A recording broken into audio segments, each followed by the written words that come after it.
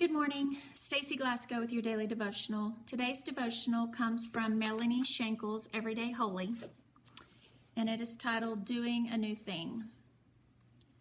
My grandmother used to say that all families are dysfunctional and in denial.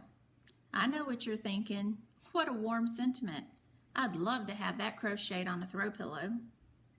Well, I don't know that all families are dysfunctional and in denial, but I'm willing to bet that a not so small percentage definitely fall into that category, because family dynamics can be tricky and fraught with drama. When we read the story of Joseph, we quickly learn that his family line was complicated. His father Jacob stole the birthright from his brother with the help of his mother and then had to run away.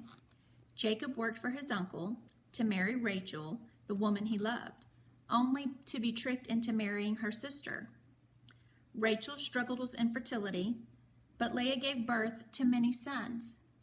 Finally, when Rachel gave birth to Joseph, he became Jacob's favorite son. Jacob made him a coat of many colors. Joseph's brothers were fiercely jealous of him, which was only made worse when Joseph was dumb enough to tell them that he had a dream that someday they would all bow down to him. Ultimately, his brothers wanted to kill him and instead threw him in a pit and sold him into slavery. And you think your family's bad? But it makes me wonder, what happens to our hearts when the people who are supposed to love us the most don't or can't?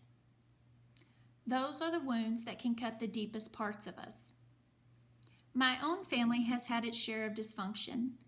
My parents divorced when I was in elementary school, and the years that followed were often difficult and filled with hurt. Maybe no one escapes their childhood without a few scars, but I determined what I wanted, the family I built with my husband, to be different, and asked God to show me how to make sure my history did not become my future. Joseph's story ends with the realization that God used every part of his story, even his brother's hatred, for a larger purpose. God took what was broken and did a new thing. And he can do the same for us if we trust him enough to let go of those old hurts and find the beauty he offers in exchange. The scripture reading is Genesis 37, 3-4.